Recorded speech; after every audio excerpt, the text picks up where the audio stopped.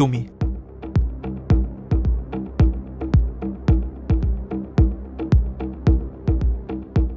Os contribuintes devem estar decepcionados com essa agência espacial. Ela é capaz de mandar homens à Lua, mas não consegue proteger o negativo dos seus filmes de fios de cabelo. Rochas lunares ou terrestres? As supostas rochas da Lua que os astronautas trouxeram são indistinguíveis de meteoritos da Lua encontrados na Antártida. Antes do homem ir à Lua, o diretor da NASA, Van Braun, viajou para a Antártida. Lá, ele coletou muitos meteoritos. Os meteoritos coletados por Van Braun na Antártida poderiam ter sido usados pela NASA como rochas que os astronautas trouxeram da Lua? I head to Caltech, one of the most prestigious science institutions in the world, where Professor Gerald Wasserberg, original Apollo 11 moon rock scientist, agrees to help me out of my dilemma. So where are we in right now? Oh, you're in a clean room. And I'm going to show you moon rock. Here's the moon rock under there. I don't care if it's a Hollywood set. The rocks are not a Hollywood set. They're not from the Earth. They're not from any place near the Earth or made on the Earth. They're not synthetically made. They cannot be generated within the Earth. And they came back in a box marked from the moon. I believe Dr. Wasserberg, but I'd also heard that you could find moon rocks in Antarctica in the form of meteorites. And I stumbled onto these photographs of Wernher von Braun in Antarctica 2 years before the Apollo 11 mission. I asked the professor, can you get moon rocks in Antarctica? Well, I got a phone call once, a fellow at the Smithsonian, and he said, Jerry, we have now a meteorite which I just brought back from Antarctica, which is from the moon. I said, Brian, that's nonsense. Of course, I said something stronger than that. The whole assembly of scientists attacked this object, and at the end of a year and a half, the conclusion was, it was Uncle Sam. It was a moon rock. There was no question that it was a moon rock. It was unambiguously a moon rock. It seems far-fetched, but it's evidence I can't ignore. Why would von Braun need to travel to Antarctica? Uma das rochas que os astronautas trouxeram da Lua foi entregue a um museu na Holanda. Depois de um tempo, descobriu-se que, na verdade, não era uma rocha da Lua, mas sim um pedaço de madeira petrificado.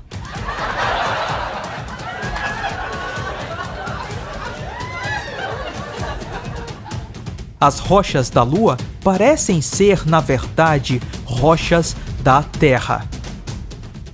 A NASA diz que os astronautas que pisaram na Lua em 6 missões coletaram 382 quilos de rochas. Você acredita mesmo que astronautas pegaram rochas na Lua desse jeito?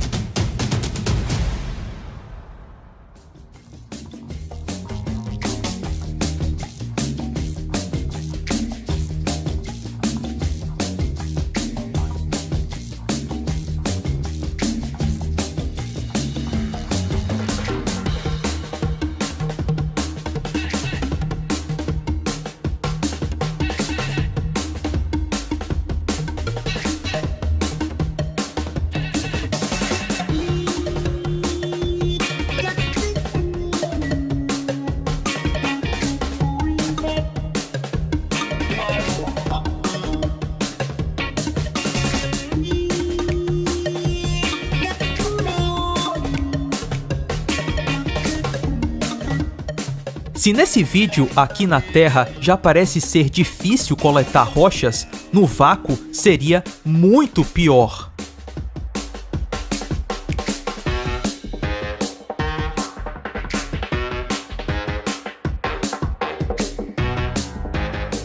No vácuo, as luvas ficam rígidas, inflexíveis, dificultando pegar qualquer coisa. Right now, I can put my hand in there and I can move it every which way. I can grasp, I make a fist, I can lift up, down. But as soon as I throw this switch here, I evacuate the chamber. As the air is sucked out of the machine, the vacuum makes the glove increasingly difficult to flex. And this glove doesn't want to move. I can't bend it backwards. I can hardly force it down, and I can make a fist, but you can't hold it. Não parece que esses astronautas conseguiriam pegar 380 quilos de rochas na Lua desse jeito. Bom, vamos supor que eu sou o presidente da Rússia e decidi mandar russos para a Lua. Eu quero provar de uma vez por todas que os americanos pisaram na Lua. Estabeleci que os russos vão pousar nos mesmos locais que os americanos deixaram os módulos lunares, os jipes e as bandeiras. Essa seria uma excelente forma de provar que o homem já pisou na Lua, certo? Errado. A NASA, curiosamente, declarou que os locais de pouso das Apolos são uma zona de voo proibida. Você quer visitar a bandeira na Lua? Não pode, é uma zona de voo proibida. Segundo a NASA, é para proteger as pegadas dos astronautas. Quão estúpido a NASA pensa que somos? Oi, eu sou um apolonático. A NASA tem razão. Temos que proteger as pegadas dos astronautas. Ninguém pode pousar naquela região. Senão vamos descobrir que foi uma farsa. Você é um conspiracionista que diz que o homem não foi à Lua? Seu retardado! A NASA já se manifestou que não vai responder a nenhuma questão envolvendo teorias de que a ida à Lua foi uma farsa. Já ouviu aquele ditado? Quem cala, consente. De um ponto de vista histórico, grandes realizações humanas são repetidas continuamente por diferentes pessoas. Colombo chegou às Américas dentro de 2 anos e depois disso, muitas outras nações europeias viajaram para as Américas. Lewis e Clark se aventuraram para o oeste americano e pouco tempo depois, cidadãos de toda parte viajaram para lá.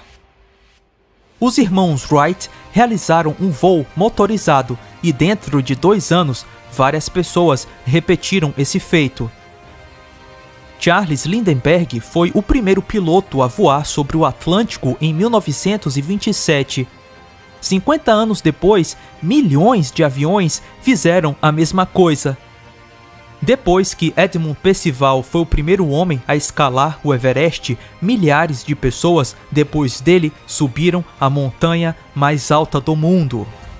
Já se passaram 50 anos desde a ida do homem à Lua e apenas a NASA conseguiu realizar esse feito. Mas ninguém. Em todas as conquistas humanas da história aconteceram repetições independentes. Mas na ida do homem à Lua, não. Suspeito. Muito suspeito.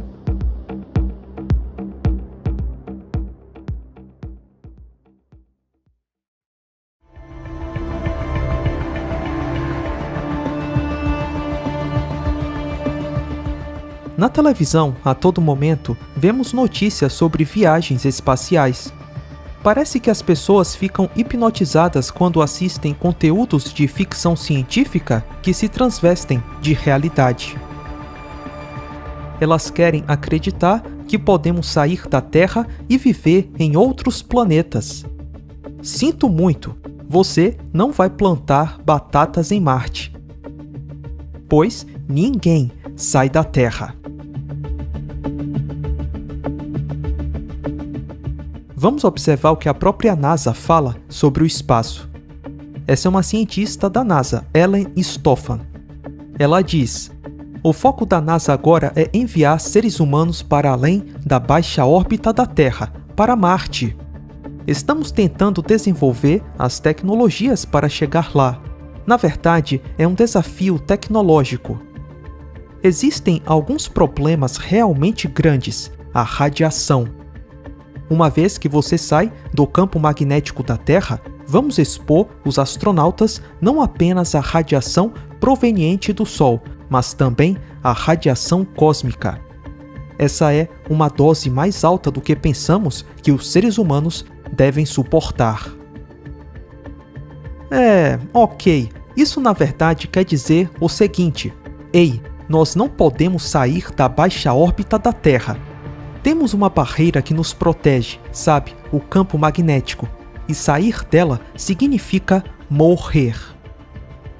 O Dr. James Van Allen ficou conhecido por descobrir um campo mortal de radiação, o cinturão de Van Allen. Ele foi pressionado pelos apolonáticos a dizer que o cinturão não oferecia perigo aos astronautas. Depois ele cedeu um pouco num suposto e-mail, mas nunca publicou um artigo refutando as suas descobertas originais. O equipamento que permitiu medir essa radiação estava nos satélites Explorer. A descoberta do cinturão mortal de radiação salvou a vida de muitos astronautas. Sim, afinal, eles nunca saíram da baixa órbita da Terra exatamente por isso, a radiação. Em 2012, a NASA lançou satélites para estudar o cinturão de radiação. Por que fazer uma sonda de mais de 600 milhões de dólares para estudar o cinturão de Van Allen se esse cinturão não fornece nenhum perigo aos astronautas? Por que gastar tanto dinheiro em algo inofensivo que, segundo a NASA, foi atravessado mais de 6 vezes nas missões Apollo? Não é a NASA que diz que precisa de mais e mais dinheiro para voltar à Lua? E os caras estão gastando mais de 600 milhões de dólares para estudar o cinturão de Van Allen, algo que, segundo eles, não oferece nenhum risco para a saúde dos astronautas? Tá bom, tudo isso é um grande teatro. É só isso, um teatro. É surpreendente a falta de conhecimento que temos do cinturão de Van Allen, mesmo 50 anos depois da farsa da ida à Lua. Segundo a NASA, 18 homens passaram pelo cinturão de Van Allen e 12 deles pisaram na Lua e voltaram à Terra com a saúde perfeita. Pelo visto, o cinturão não foi um problema para eles. Por que tanta preocupação agora com esse cinturão? Depois da farsa da ida à Lua, a NASA buscava fazer uma missão real, tripulada até a Lua. Mas eles perceberam que é muito mais difícil do que pensavam. Eles perceberam que é impossível.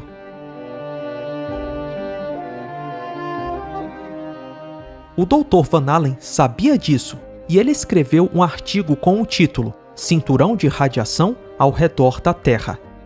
Nesse artigo, o Dr. Van Allen diz que o cinturão é perigoso e um obstáculo para voos espaciais. Nossas medições do cinturão mostram que o nível máximo de radiação a partir de 1958 é equivalente a 10/100 roentgens por hora. Um ser humano exposto por 2 dias a 10 roentgens teria apenas uma pequena chance de sobrevivência. Os cinturões, obviamente, representam um obstáculo ao voo espacial. O perigo para os viajantes espaciais pode não terminar mesmo depois de terem passado pelo cinturão de radiação. De acordo com o conhecimento atual, os outros planetas do nosso sistema solar podem ter campos magnéticos comparáveis ao da Terra e, portanto, podem possuir cinturões de radiação próprios. What in general terms are the dangers of radiation out in deep space? We're not referring to the heat coming from the sun, but the effect of solar particle events, SPEs, including X-rays and gamma rays, on our spacecraft and an unprotected astronaut traveling beyond the protected environment of his home planet. What actually happens when an astronaut leaves the Earth for the Moon? A human being leaving Earth for deep space has to travel through the very thick ringed donut of trapped radiation which permanently encircles our planet. This donut contains within it two specific natural zones of very intense radiation. The whole region is named after Dr. James Van Allen, the scientist who registered this discovery in 1958. The innermost zone of the two Van Allen belts surrounds us only some 272 miles out from the Earth's surface. Entering the Van Allen radiation belt from below, you would see the radiation levels rising considerably. In fact, they're higher within the belt than they are above it, and much higher than they are below it. And then as you got above the Van Allen radiation belt, the radiation would still be very, very high, but lower than this radiation that's trapped within the belt. So those form a formidable barrier to the passage of manned spacecraft within these belts. This radiation varies year by year. The sun has an 11-year sunspot cycle, and every 11 years it appears to repeat. And so every 11 years there's a peak of sunspot activity, and this is associated with a peak of solar radiation. These peaks have been charted from the 1800s all the way to the present. And one of the recent peaks was in 1958, which is one of the reasons they decided to have the International Geophysical Year, and one of the reasons that Explorer 1 discovered the Van Allen radiation belts and all of this type of phenomena. And since then, the next peak was in 1969 and 1970, right when the Apollo missions were supposed to have flown through them. They couldn't have picked a worse time to try to fly a manned flight through this radiation field.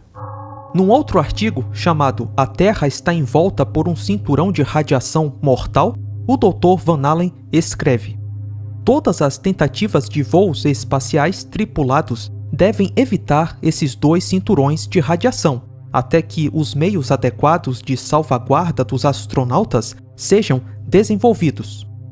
Equipamentos mecânicos e eletrônicos podem operar dentro das áreas de alta radiação, mas um organismo vivo não pode sobreviver a esse nível de dano da radiação. E esse é o ponto. Essa radiação é grande demais para qualquer organismo vivo suportar. A NASA nunca enviou sondas ou cápsulas com seres humanos para medir ou estudar os níveis de radiação do cinturão. Apenas cápsulas sem tripulação são enviadas para fazer esses estudos. Por exemplo, a Orion. Nenhum astronauta estará a bordo da Orion para medir a radiação, pois a radiação é grande demais para qualquer organismo sobreviver. O Dr. Van Allen sabia disso, e a NASA sabe também. We are headed 3,600 miles above Earth, 15 times higher from the planet than the International Space Station. As we get further away from Earth, we'll pass through the Van Allen belts, an area of dangerous radiation. Radiation like this could harm the guidance systems, onboard computers, or other electronics on Orion. Naturally, we have to pass through this danger zone twice, once up and once back. But Orion has protection. Shielding will be put to the test as the vehicle cuts through the waves of radiation. Sensors aboard will record radiation levels for scientists to study. We must solve these challenges before we send people through this region of space. Precisamos resolver esses desafios antes de mandar pessoas para essa região do espaço. Ué, mas nós já não pisamos na Lua? Vamos passar pelo cinturão de Van Allen, uma área de radiação perigosa. Radiação perigosa. Leia-se radiação mortal, que ninguém consegue sobreviver. Me responde uma coisa, NASA. Para que construir essa cápsula Orion? Por que não só usar a cápsula Apollo de novo? Afinal, ela já não foi testada e levou o homem à Lua 6 vezes? A cápsula de 69 era incrível. Todo mundo voltou saudável, sem nenhum problema. The radiation belts are two donut-shaped regions that encircle the Earth. They're home to very intense radiation, both electrons and protons, and when these particles get very energized, they can cause problems for satellites and astronauts. Essas partículas de altas energias podem causar danos. Oh, não me diga. Isso tudo é um eufemismo da NASA para dizer: a ida do homem à Lua foi uma farsa. Nós não passamos por nenhum cinturão na década de 60, mas agora vamos tentar. The levels are so high that these particles can damage any matter they come into contact with. The inner radiation belt is where the protons are very dominating. And a proton, as you know, has a mass much heavier than an electron. It can do a lot more damage. So you really do have to worry about your spacecraft safety in that region. Boa sorte em atravessar humanos pelo cinturão. O cinturão é mortal e enorme. Levaria cerca de 2 horas para atravessá-lo, mesmo com uma velocidade de 40.000 km por hora. Os astronautas ficaram 40 minutos na região alfa do cinturão e foram expostos a pelo menos 1 milhão de partículas por centímetro quadrado a cada segundo.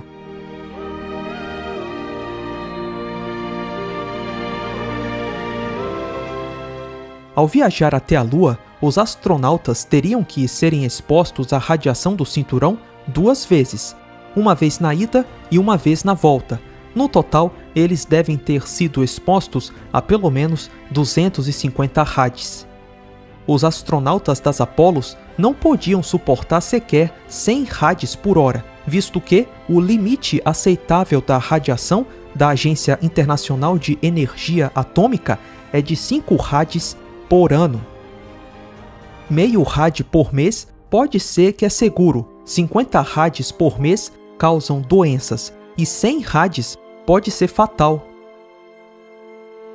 A intensidade da radiação e a exposição ao cinturão de Van Allen seriam mortais para qualquer organismo vivo.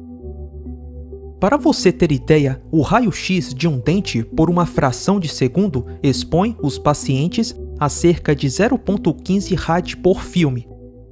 A radiação do cinturão de Van Allen é pelo menos 1000 vezes mais forte do que isso. Dr. James Van Allen had pointed out the necessity to shield the astronaut spacecraft adequately, given that these belts of trapped radiation were dangerous to bioorganisms. Since 1962, the Van Allen belts also possess another zone of even more intense radiation, which was artificially introduced by the American military.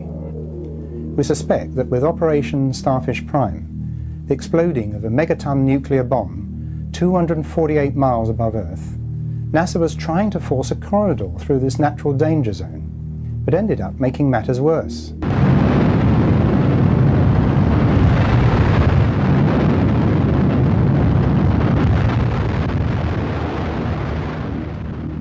Astronomer Sir Bernard Lovell stated at the time that the effects of this explosion were cataclysmic, both here on Earth and out in space.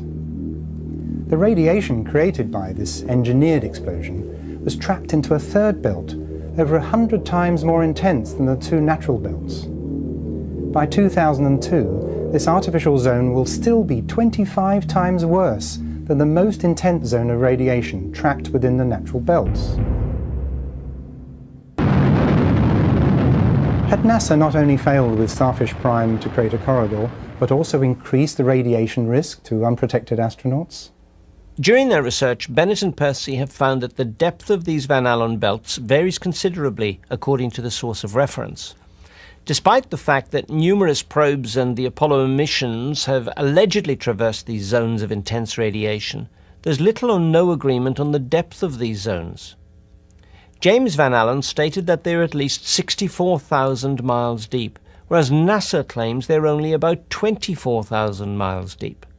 Less depth equals less travel time through this danger zone, and as NASA maintains that the Earth-Moon round trip would involve just about 2 hours in the belts, the agency could, and did, just about avoid the issue of spacecraft shielding by asserting that this was too short a time to be of any real danger to its astronauts. Such a claim is rather like believing that rain will wet you less if you run through it. In reality, Whether you move slowly or quickly through rain, you'll tend to get equally as wet. And so it is with radiation, except that with radiation you cannot dry off and return to the state you were before you were irradiated. Radiation is present throughout deep space and alters everything that it comes into contact with. It becomes a part of any bioorganism. Our research findings suggest that firstly, on a return journey to the Moon or Mars, an astronaut would spend around 4 hours within the trapped radiation of the Van Allen belts. And secondly, that to protect human beings adequately for the duration of such a journey in the late 1960s would require a spacecraft far too heavy for any of Wernher von Braun's rockets to launch. Fina fibra de vidro, silicone, borracha da roupa espacial e camadas de papéis laminados. Nada disso era suficiente para proteger o astronauta da radiação mortal do espaço. E os russos também sabiam que a radiação do cinturão era mortal.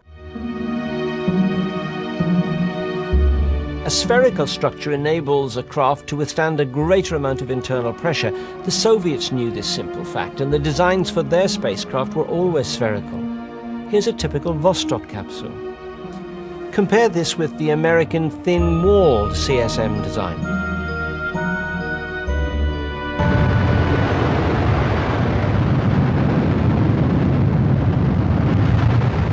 If NASA didn't know how to protect astronauts from radiation in deep space, it had not been for the want of trying.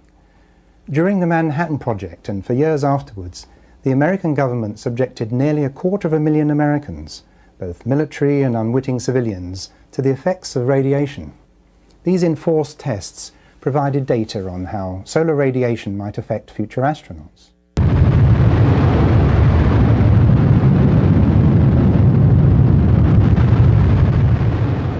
During the experimental detonations of atomic bombs, American military personnel were ordered to walk towards ground zero, totally unprotected. They were ordered to walk straight into the radiation zone, so that their masters could acquire an extensive information base relating to the injuries and damage caused to human tissue by those in close proximity to this radiation. Além do cinturão, existe também a radiação causada pelo Sol e a radiação cósmica. Nos anos em que aconteceram as Apolos, o Sol registrava uma alta atividade. Ou seja, a ida do homem à Lua coincidiu com um período em que o Sol estava emitindo altos níveis de radiação. Em 72, quando aconteceu a Apollo 17, foi registrada uma das maiores tempestades magnéticas causadas pelo Sol, emitindo altos níveis de radiação. A NASA até admite isso no seu site. Para morrer, você precisa absorver, de repente, 300 rem ou mais. Tais doses vindas de uma labareda solar são possíveis, a saber, a lendária tempestade solar de agosto de 72. É lendário na NASA porque aconteceu durante o programa Apollo, quando os astronautas estavam indo e voltando para a Lua regularmente. Sei. Eles sequer passaram pelo cinturão, né? No major incident occurred, but it could have been potentially very, very bad. Very bad. Lethal, in fact. Remember, solar flares occur all the time. It's the degree of their severity that varies. One of the most severe solar flares ever recorded occurred in August 1972 between Apollo missions 16 and 17. This single flare would have delivered 960 rem of virtually instant death to any inadequately protected astronaut out beyond the Earth's atmosphere and magnetic field. Surely reason enough for the space agency to play safe and adopt the surrogate option, as prediction of these events is a very inexact science indeed. Yet the named astronauts were wandering around on the supposed lunar surface in nothing more than what amounts to a thick linen suit. These pressure suits might have allowed for some micrometeorite protection and possibly maintained an appropriate temperature for the astronaut, but they certainly did not qualify as adequate protection against any unexpected burst of debilitating radiation from an SPE. And as if that were not enough, despite strict medical instructions, in some cases these astronauts neglected to use the protective gold visors to shield their faces.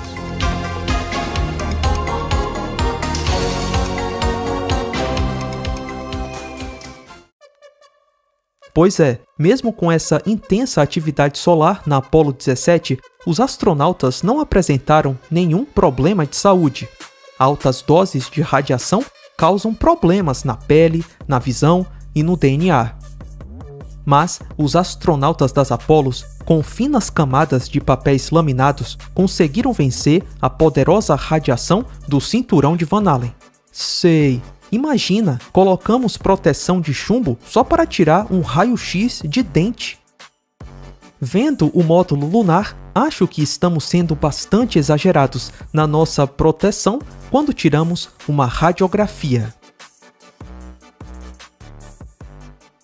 NASA would have us believe that to send its astronauts through space at the height of solar activity was a matter entirely under its control, but it's impossible even today to predict when debilitating solar flares are going to occur. Predicting earthquakes is virtually impossible too. This is the aftermath of the Turkish 1999 quake that came with no warning. And again, the Taiwanese 1999 earthquake. So if the prediction of solar particle events is impossible, what were the means of protecting a crew when travelling through deep space in an unshielded, thin-walled rocket ship? You could use propellant, structure, other parts of the craft, the heat shield. You would design it so that you would maximize the amount of material between you and the sun for the flight, but try to avoid carrying any material just for the sake of the shielding. It would serve a dual purpose. With aluminium shielding, it's accepted that the minimum requirement is a thickness of 10 centimetres all around the craft. Was there any attempt to provide such protection? No. The walls of the craft were made as thin and light as possible. The Apollo capsule itself was made unusually thin. In fact, they couldn't even initially carry enough air inside to be the equivalent to sea level air pressure. They ran it at reduced pressure in order to be able to make the walls thinner. And then the LEM and other parts of the craft were all made out of very thin material, very flimsy. Almost no protection at all against solar radiation. So why not try using a solid shield to protect the astronauts from these dangers? Well, they didn't know how to put a shield like you suggest and still be able to make the weight capability of the Saturn V and carry everything to the moon. I believe that Wernher von Braun's team was basically assigned the task of designing a rocket that theoretically could take men to the moon if everything worked and if there were no substantial solar radiation. But the kind of rocket that they would have had to have in order to take people to the moon, taking into account solar radiation, would have been a much more massive vehicle, and they just decided that this was not something that they needed to deal with. They would just tell everybody that the radiation was okay. John Maldi é um cientista. Ele trabalhou na NASA. Escreveu um livro chamado Expectativa para a Viagem Interestelar. No livro, ele diz: as partículas cósmicas são perigosas, vêm de todos os lados e exigem pelo menos 2 metros de proteção sólida em todo organismo vivo. Uou! 2 metros de blindagem sólida? As roupas espaciais utilizadas nas Apolos sequer tinham 2 centímetros de espessura. A cápsula de comando tinha apenas 4 centímetros de espessura na base. E o módulo lunar foi forrado com papéis laminados muito finos que não chegavam nem em 5 centímetros de espessura. Você acredita mesmo que esses astronautas estavam bem protegidos da radiação na Lua? Não, não mesmo. Continuando, mesmo por trás da blindagem, só para repetir aqui para deixar bem claro, essas palavras aqui não são minhas, são palavras de um artigo da Nature, publicado, tá? Então assim, esses caras aqui são teóricos da conspiração? Não, né? Vamos lá. Mesmo por trás da blindagem, as partículas secundárias, produzidas por interações de raios cósmicos primários, e as moléculas atômicas da estrutura da espaçonave podem fornecer uma fração significativa da dose total equivalente. Ou seja, a blindagem, ela atenua, mas é muito pouco, de modo que a radiação que passa dela, ainda assim, é muito alta. É o que eles estão dizendo aqui. As tripulações de astronautas podem ser expostas a várias partículas solares, né, que é o tal do SPE, de magnitude imprevisível, com doses que podem induzir doenças clínicas e exacerbar os resultados biológicos do ambiente crônico de raios cósmicos. Sim, porque o espaço profundo, ele é cheio desses raios cósmicos, né? Cronicamente, não dá para você escapar disso, você saindo dessa proteção do campo magnético da Terra. Continuando, os riscos à saúde associados às exposições à radiação espacial se tornarão mais incômodos, pois as futuras missões, aqui ele está falando sobre a ida a Marte, né, de voos espaciais tripulados, exigirão trânsito prolongado fora da baixa órbita da Terra, além da proteção da magnetosfera da Terra. Então, se você quer ir para Marte, você vai estar aí muito exposto à radiação do espaço e não há blindagem que possa te proteger 100% dessa radiação, tá bom? Pelo menos não blindagem de foguetes, né? Como eu já expliquei aqui, uma proteção adequada teria que ser uma camada espessa de chumbo, só que o chumbo é pesado. Continuando. A blindagem nativa fornecida pelo campo magnético da Terra atenua os principais efeitos das exposições à radiação espacial para as atuais missões da baixa órbita. Sim, né? Se você quer ir para a ISS, você vai estar abaixo dessa proteção. Então os efeitos para a tua saúde não vão ser tão grandes assim, apesar de existirem. Eu estava vendo uma entrevista do Marcos Pontes lá no Flow, se eu não me engano, acho que foi no Flow. E ele disse que tem vários problemas de saúde porque as condições do espaço causam isso, né? Mas veja, o cara teve esses problemas mesmo abaixo do campo magnético. Imagina, cara, se ele fosse para a Lua, por exemplo. Você entende? Então, às vezes eu vejo cientistas, vamos dizer assim, ou youtubers, que minimizam esse problema. E não é para minimizar. Eu vejo pessoas falando assim, não, a blindagem protege 100%. Isso é mentira, tá?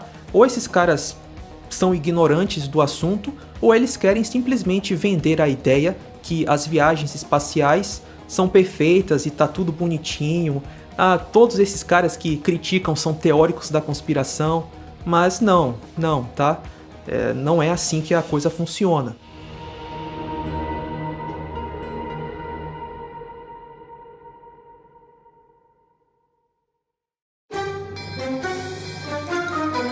Elon Musk demonstra a cápsula espacial Dragon 2. É só isso que você tem? Essa cápsula com paredes finas certamente não é suficiente para a radiação mortal do espaço. Elon Musk SpaceX Dragon 2 é só um teatro para vender mais do mesmo, uma cápsula para voar na baixa órbita da Terra. Sim, baixa órbita da Terra. Ninguém nunca saiu da baixa órbita da Terra. Muitas pessoas pensam que seres humanos podem viver no espaço, na Lua, em Marte, pois elas são doutrinadas sobre essas coisas desde criança, na escola e nos filmes. Ainda tem a mídia que fala sobre seres humanos no espaço o tempo todo. É um show de fake news completo. Livros, programas de TV, cientistas, professoras, uma lavagem cerebral. É fake news desde quando você nasceu. A ida do homem à Lua é só mais uma fake news, de tantas outras.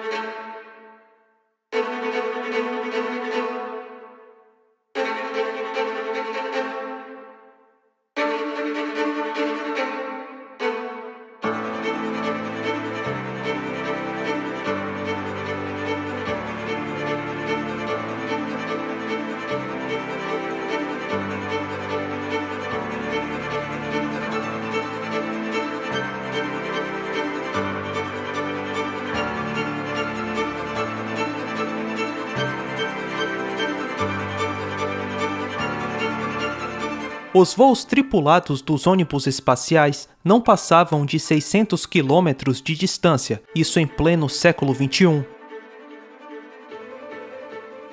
E ainda assim, o ônibus espacial Columbia explodiu em 2003 e todos os 7 astronautas dentro dele morreram.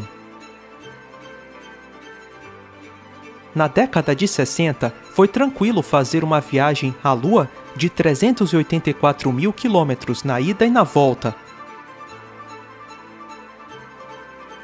17 anos depois da ida à Lua, um ônibus espacial com 7 astronautas, 73 segundos após o lançamento, explode a 14 quilômetros de altitude.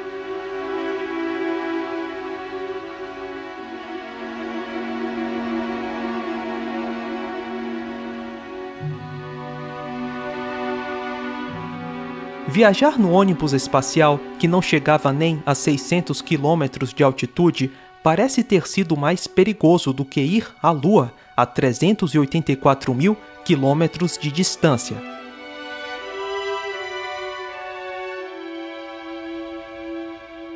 Faz sentido para você? Sim, se considerar que a ida do homem à Lua foi uma farsa. Mas não se preocupe, existe uma desculpa. A tecnologia fantástica da década de 60 foi destruída. I'd go to the moon in a nanosecond.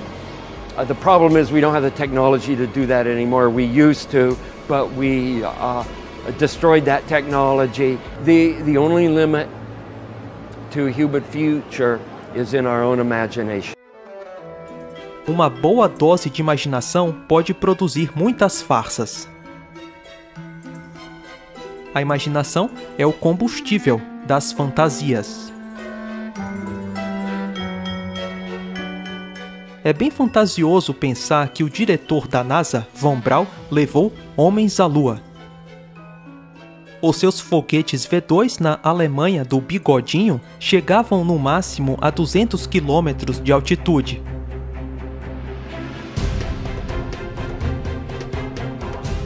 Só em 1958, os Estados Unidos lançaram o seu primeiro satélite. E nesse mesmo ano, foi descoberto o cinturão de Van Allen. Von Braun acreditava que poucos anos depois do lançamento do satélite, o homem pousaria na Lua. Que otimismo de tirar o fôlego! Em 1959, um foguete sair do chão já era uma tarefa bem difícil. Por exemplo, os foguetes Redstone anteriores ao Saturno tiveram uma alta taxa de falha. Dos 35 voos do Redstone, 20 foram fracassados. Se já era difícil lançar um foguete sem que ele explodisse, muito mais difícil seria mandar foguetes e homens à Lua. O curioso é que ainda hoje há uma alta taxa de falha nos lançamentos dos foguetes. Por exemplo, o lançamento de todos os foguetes Starship, o foguete que pretende levar o homem a Marte, teve algum tipo de falha. Boa parte desses foguetes até explodiram.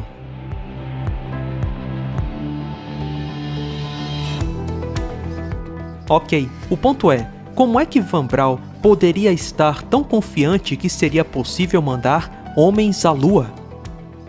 Para entender como Von Braun e a NASA pensavam na época, é interessante assistir um filme do final da década de 50, chamado O Homem e a Lua, uma produção da NASA com a Disney. The entire wheel will slowly rotate at 3 revolutions per minute. The resulting centrifugal force will produce an artificial gravity for the men in the rim. Para ir à Lua, Von Braun dizia que era necessário primeiro construir uma estação espacial em forma de roda. The wheel is divided into 9 sections. The first section is headquarters and communications. Sim, a NASA não fazia a menor ideia de como chegar à Lua. Military reconnaissance experts, aided by powerful optical and radar telescopes, will observe every point on the globe as the space station makes its complete trip around the Earth every 2 hours. Next is the emergency hospital section.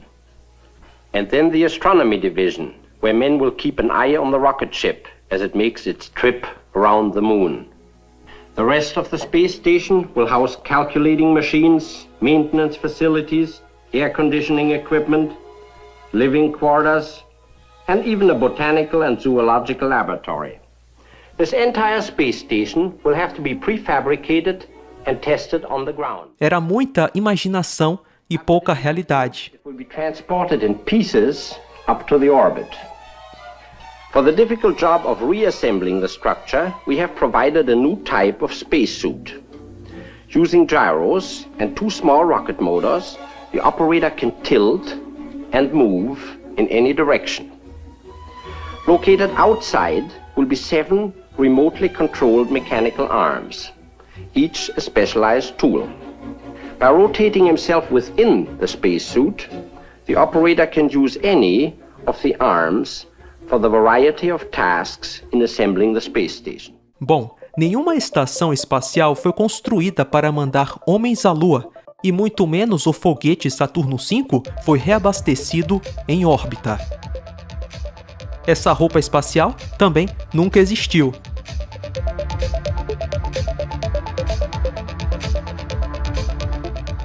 A Estação Espacial Internacional ISS só começou a ser construída em 98, muito tempo depois da ida à Lua.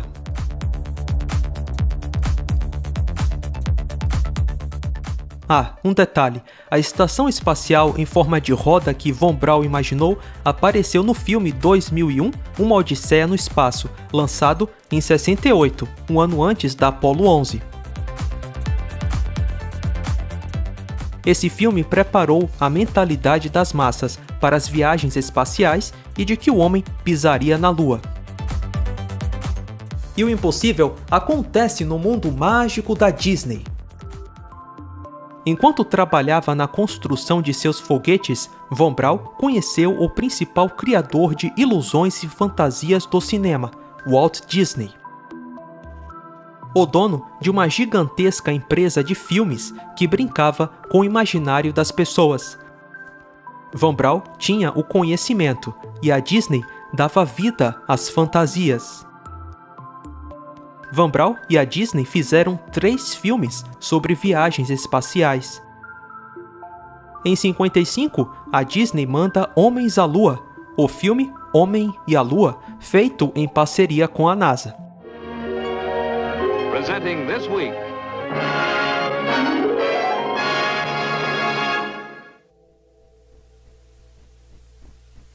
At Disneyland Park, the realm devoted to things of the future is called Tomorrowland. One of the popular attractions here is our simulated rocket trip around the moon. After entering the Disneyland spaceport, visitors may experience the thrills that space travelers of the future will encounter when rocket trips to the moon become a daily routine. However, scientists tell us that it will be many years before space travel becomes a reality. After consulting with the scientists, our artists and studio technicians have prepared a factual picture of how the coming conquest of the moon will be accomplished. Here to tell you about it is Director Ward Kimball. When we hear the exciting news of how the rocket scientists of today are preparing for tomorrow's trip to the moon, we must remember that such a trip has long been the dream of many men since history began.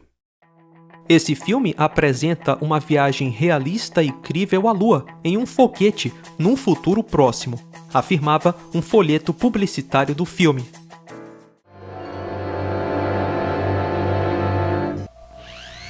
RM1 to Station 1. This is Station 1. Go ahead. Meteor puncture sealed. Estimated diameter of meteor 1/16 of an inch. Burned out.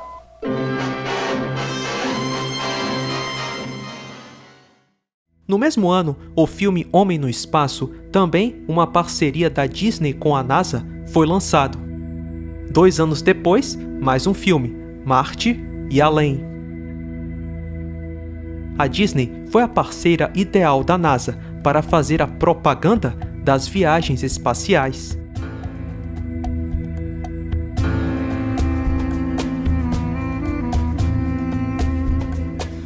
A Disney e a NASA eram muito próximas, e até hoje são. Essa é a JPL, o Laboratório de Propulsão a Jato da NASA, criado por Jack Parsons. Infrared pictures measuring particles in the case of Voyager. We need to get that data back down and distribute it to the scientists. The Deep Space Network's 3 stations cover the whole sky. Percebeu o que tem ali? O Castelo da Cinderela. Eles amam piadinhas.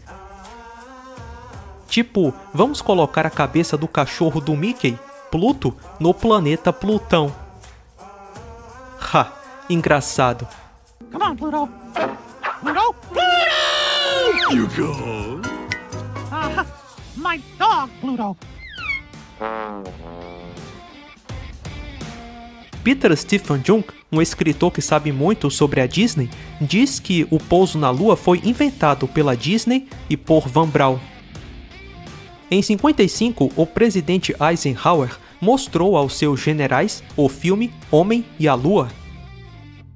Pelo filme, parecia que não seria tão difícil viajar para a Lua. 3 meses após a exibição do filme, a Casa Branca anunciou que um satélite dos Estados Unidos estaria orbitando a Terra num futuro próximo. Foi só depois dos filmes da Disney da década de 50 que as pessoas passaram a se interessar pelas viagens espaciais. O mundo da Disney e o mundo da NASA. Um mundo mágico.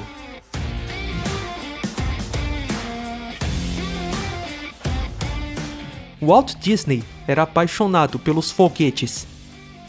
Era apaixonado também pela magia. Onde a magia vive. Cruzeiro da Disney com o nome Magia. É magia que não acaba mais.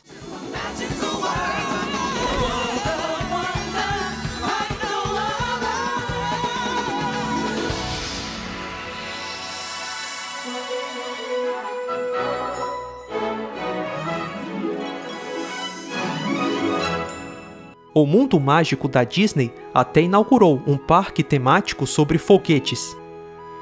A NASA e a Disney têm uma relação muito amorosa.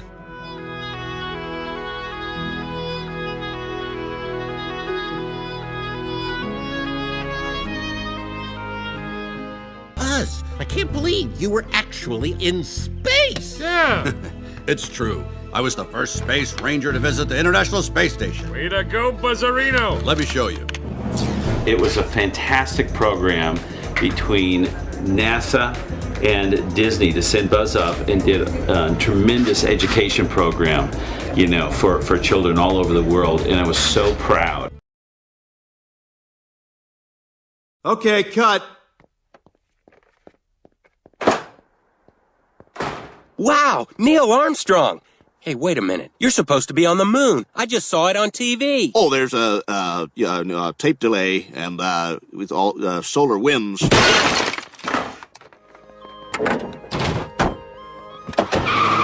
Em 53, já nos Estados Unidos, Von Braun escreve um livro, A Conquista da Lua.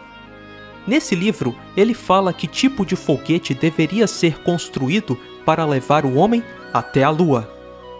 Acredita-se que os homens voarão diretamente da Terra para a Lua, mas para isso precisaríamos de um veículo de proporções tão gigantescas que se revelaria uma impossibilidade econômica. Seriam necessários 3 foguetes, cada foguete seria mais alto que o Empire State Building. Uau! Em 53, Von Braun acreditava que para ir à Lua precisaríamos de 3 foguetes acoplados, cada um com mais de 400 metros de altura. Interessante e bem diferente do Saturno V. O Saturno V, que supostamente levou o homem à Lua, pesava 2.500 toneladas. Era 32.000% mais leve do que o foguete inicialmente pensado por Von Braun. I guess you knew von Braun, right? Oh, yeah, yeah. Now, the Saturn V rocket weighed 2,500 tons. Now that's a difference of 32,000%. How do you explain that change was made within a 3-year period? O Saturno V tinha menos de 150 metros de altura. Na década de 50, von Braun acreditava que o foguete tinha que ter pelo menos 1 quilômetro de altura. Von Braun dizia que uma estação espacial teria que ser construída antes da missão tripulada até a Lua. Nos seus planos, o foguete teria que ser reabastecido em órbita nessa estação. Nada disso existiu nas missões Apollo. Von Braun também dizia que, logo após o pouso na Lua, a tripulação teria que encontrar uma caverna para se proteger dos micrometeoritos que atingem a superfície da Lua. Esses micrometeoritos viajam até 32 mil km por hora. Com essa velocidade, o micrometeorito perfuraria a roupa do astronauta e até mesmo o módulo lunar. Nas missões Apollo, nenhum astronauta procurou cavernas para se proteger dessas pedras que são mais rápidas do que uma bala. Em 53, von Braun admitia a impossibilidade de mandar homens à Lua, mas de 53 até 69, alguma coisa aconteceu. Se você não pode fazer, falsifique.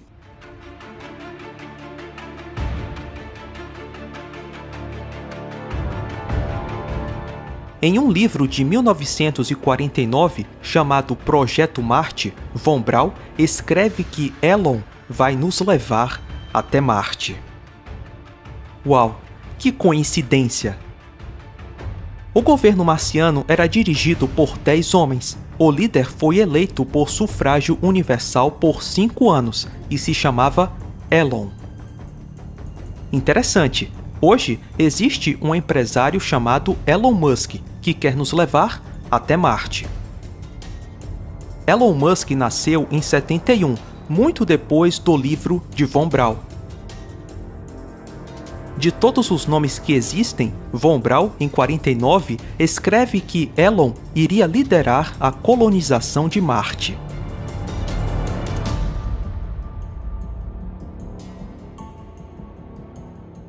O programa espacial americano é, em primeiro lugar, um programa militar.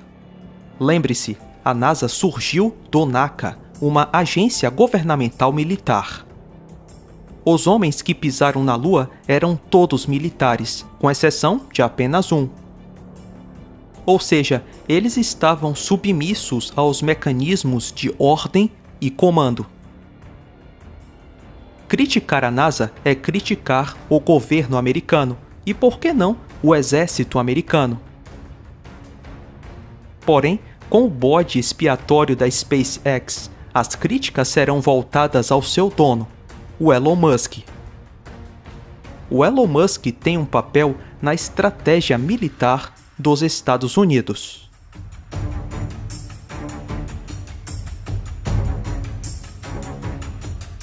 Von Braun morre em 77, 5 anos depois da última viagem à Lua. Em seu túmulo está escrito: "Os céus declaram a glória de Deus e o firmamento anuncia a obra de suas mãos."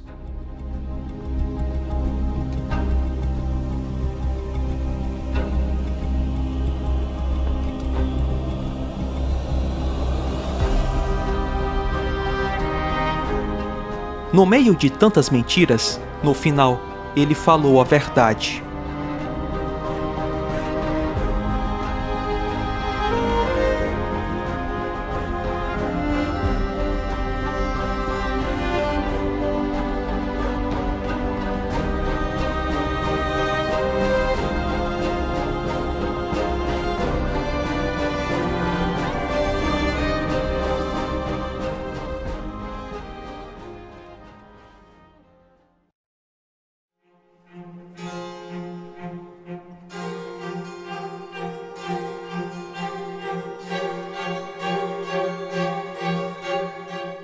Esse é um vídeo da Apollo 11.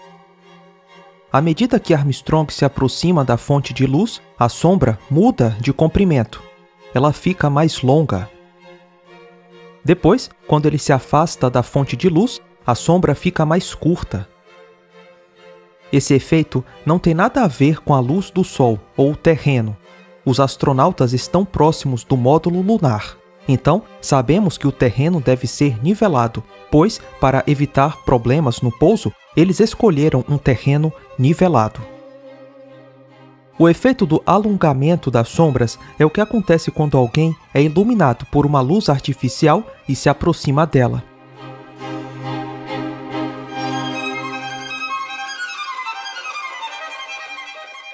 We're going to consider the shadow allegedly produced by Armstrong when collecting a contingency sample. The sun angle should have been just over 10 degrees above the horizon during this action. Compare that image with this Apollo 12 scene. Here the shadow is much longer than Armstrong's, but as the sun was at a higher angle of 15 to 16 degrees during their EVA, the shadow in this picture should actually be shorter than Armstrong's, had these pictures been taken as claimed in natural sunlight on the moon. In this TV coverage of Apollo 14, the astronaut is moving away from the camera, the thin pole shadow in the foreground. As he progresses towards his colleague, watch his shadows do some really strange things.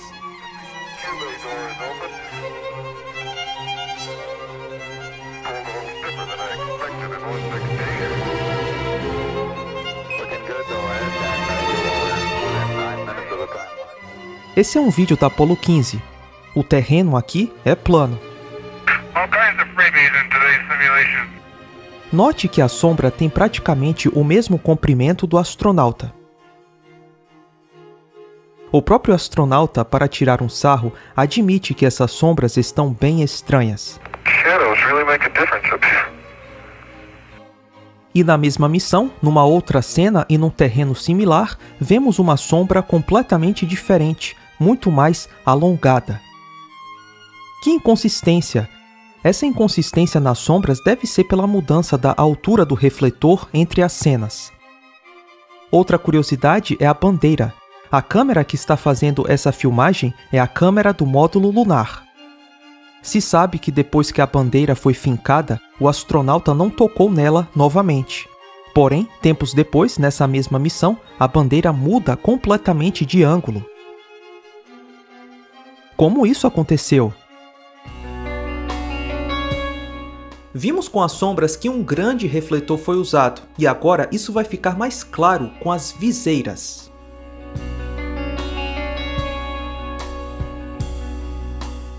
Esse ponto de luz, caso fosse causado pelo Sol distante, seria muito menor, nada mais do que um pequeno ponto de luz. Por outro lado, o ponto de luz é enorme, evidenciando um grande refletor próximo dos astronautas. Vamos fazer uma comparação. Vamos comparar os capacetes das missões Apollo com os capacetes das missões do ônibus espacial e da ISS. Supondo que essas missões sejam reais, podemos ver que o Sol refletido no visor é apenas um pequeno ponto de luz. Come race me now, my love, till morning.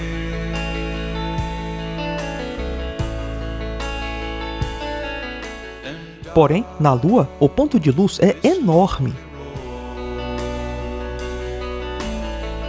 I'm faster now, much faster now. You won't catch up, my honey. Esses enormes pontos de luz nas viseiras dos astronautas na Lua não foram iluminados pelo Sol, mas sim por uma grande fonte de luz artificial próxima deles.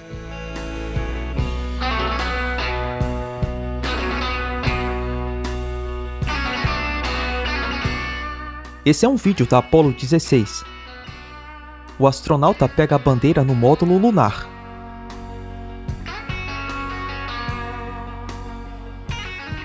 A câmera começa a fazer um movimento horizontal para seguir o astronauta.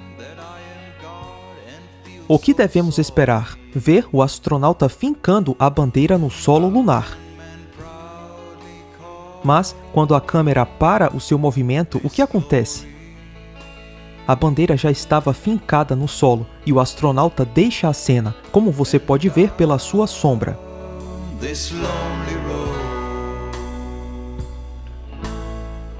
Incrível!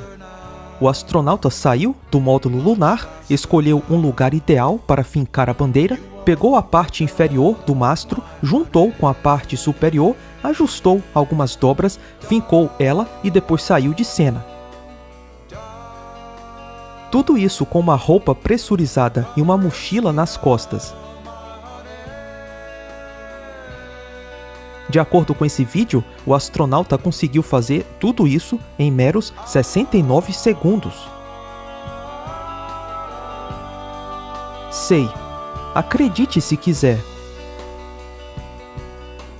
Essa talvez seja uma das fotos mais famosas das Apolos. Tipo uma selfie. Existe um vídeo desse momento captado pela câmera do módulo lunar. Vamos assistir.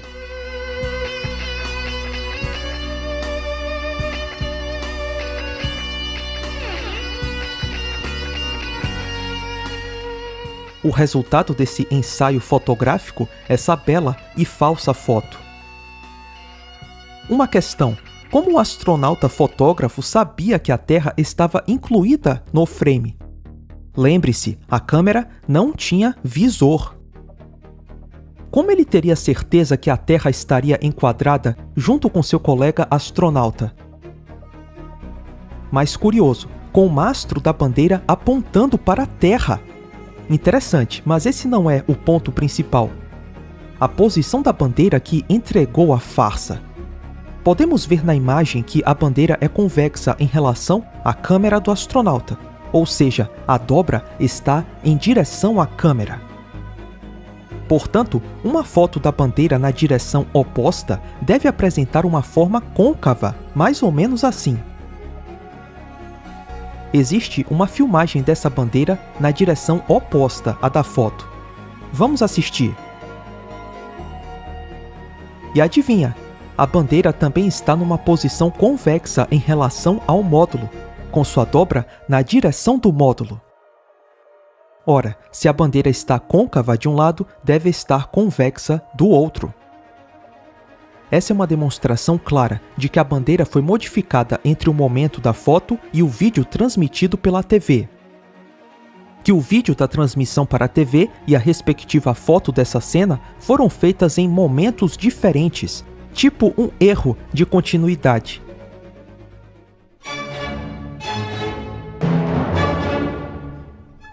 Vamos assistir esse vídeo. O piloto fala e dá para notar as vibrações na fala dele. Sunny, Mesh, and Dixon, and then is coming Horseshoe, Telephone, Shamrock, Tree, Deep, Agora, vamos ouvir seres humanos pousando pela primeira vez em outro corpo celeste. Contact light. Ah, que coisa chata. Okay, engine stop. APA at a descent. Lembre-se do seguinte, esses astronautas estavam um pouco acima de um motor de foguete que estava queimando e com temperaturas na ordem de 1000 graus Celsius. We copy you down, Eagle. Listen, Tranquility Base here. The Eagle has landed. Com uma propulsão de 10.000 libras de empuxo na subida e cerca de 3.500 na descida. Lembre-se também que a cabine era pressurizada. Em outras palavras, essa quantidade enorme de propulsão teria transmitido uma vibração ensurdecedora para os astronautas dentro do módulo lunar.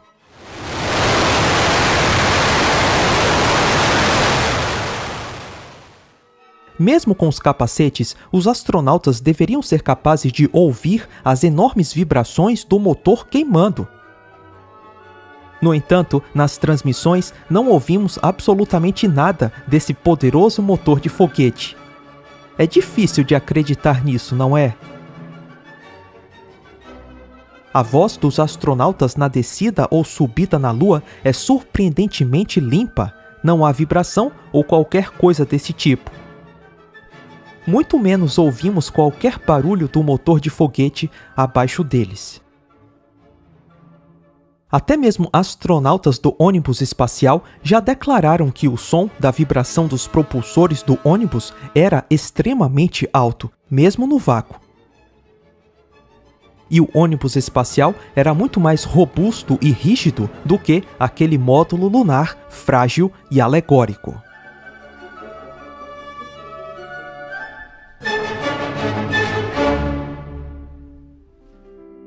Esse é um vídeo que o módulo lunar supostamente fez no momento da descida da Apollo 12. Olha que movimento perfeito! É perfeito e impossível fazer naquelas condições. Nem se o astronauta tivesse um estabilizador de vídeo, ele poderia fazer um movimento tão suave assim. Quanto mais uma câmera acoplada a um foguete enquanto pousa. Uma sombra fora do lugar, erros de continuidade, pequenas dicas deixadas para que nós, no futuro, pudéssemos dizer que foi uma farsa. E eu penso que uma das denúncias mais dramáticas está no filme do 007.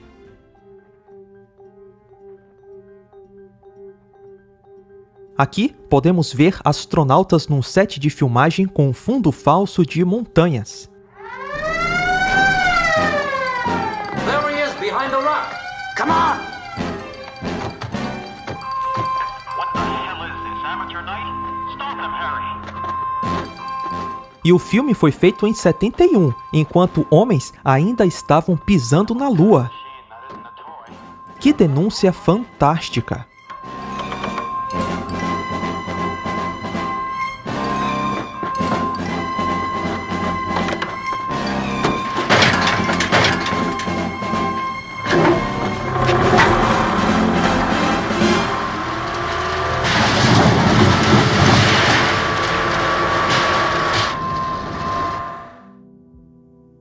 Por que os soviéticos nunca foram à Lua? Mesmo na época das Apolos, a União Soviética era a líder e pioneira em assuntos espaciais. A pesquisa e desenvolvimento de foguetes acontecia mais devagar nos Estados Unidos do que na União Soviética. Mas, de modo surpreendente, foram os Estados Unidos que colocaram homens na Lua. Was there ever really a space race in the true sense of the word? If we were racing the Russians to the moon, and if we beat them, why didn't they do it the next year, or 5 years later, or 10 years later, or even 25 years later? Why didn't they ever do it? And usually the response is, well, they got so discouraged because we beat them to the moon that they gave up. Well, if that were true, then why didn't we give up when they beat us with the first satellite into orbit, or the first man, or the first woman, or the first space station? Why did we keep struggling with them the whole time, and why the very first time we beat them in something major, did they give up? And why did they give up so thoroughly that they never went at all? Of course, we know at a very high level, the Russians and the Americans have been in bed together for a long time. I mean, the Russian Revolution was financed by Wall Street. I mean, this is known. Beginning October 18, Soviet cosmonauts Andrei Nikolaev and Vitaly Sevastyanov toured the U.S. and several NASA field centers. During that same month, the United States and the Soviet Union agreed to study ways that American and Russian spaceships could meet and join in space. Richard Feynman, um físico americano, ganhador do Prêmio Nobel de Física, diz que as explicações e metodologias usadas pela NASA não são nada confiáveis. Seja qual for o propósito, seja para consumo interno ou externo, o gerenciamento da NASA exagera a confiabilidade do seu produto, até o ponto da fantasia. Ouviu? Vou repetir. O gerenciamento da NASA exagera a confiabilidade do seu produto até ao ponto da fantasia. Uou! Continuando. A NASA não deve aos cidadãos de quem pede apoio franqueza, honestidade e informação para que esses cidadãos possam tomar as decisões mais sábias para o uso de seus recursos limitados. Para uma tecnologia de sucesso, a realidade deve ter precedência sobre as relações públicas, pois a natureza não pode ser enganada. A NASA pode ter o dinheiro e influência que for, mas ela não pode criar uma nova física, muito menos mudar as leis naturais.